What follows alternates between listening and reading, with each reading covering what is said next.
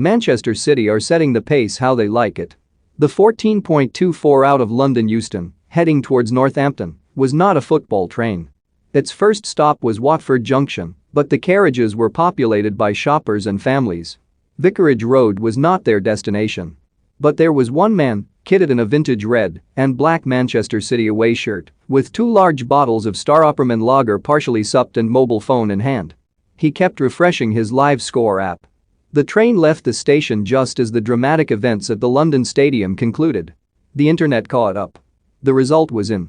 A knee bashed a table, and out came a loud, disbelieving shout of, "West Ham have won." A lady opposite, her scarf doubling up as a mask, jolted nonplussed. The City fan carried on, giddily gabbing to nobody in particular, just filling the air. He FaceTimed a friend who supported Liverpool. They briefly jousted, playfully. To watch him was to witness how much this absorbing title race is gripping those involved. It is consuming fans. A proper race. The first one for 3 years, really.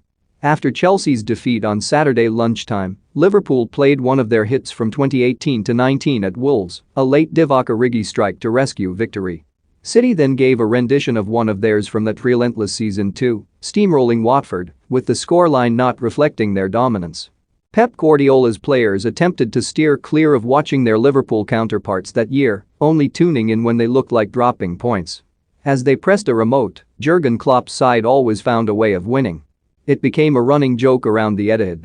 The next 6 months look like following a similar pattern, and, while Guardiola was right last week in saying that the same questions, could this be the most exciting season ever?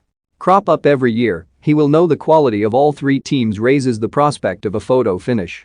For the first time this season, City lead. Only by a point over Liverpool, but they are hugely adept at setting the pace towards the midway stage. Their 5 consecutive wins is the longest streak anybody has managed thus far, and the way in which they are performing feels like the purest version of Guardiola's City since he arrived in 2016. Watford were not even allowed to contemplate an upset. Some fans left at half-time. City is the only game of the season that I can't be bothered with, one said, with slightly more colorful language. Fair enough, City have 36 goals in their last 10 games against Watford. We know what our job is, and we can't really be watching what the others are doing, City's Raheem Sterling said. We just need to keep working away. I thought we did that brilliantly. Sterling is back among the goals, turning in stellar displays every week, while Bernardo Silva seems locked in a fight with Mo Salah over who will clean up at the individual award ceremonies when all this is finished. Silva epitomizes the fluidity of this team, one that effectively starts with 4 strikers but allows him to do as he pleases.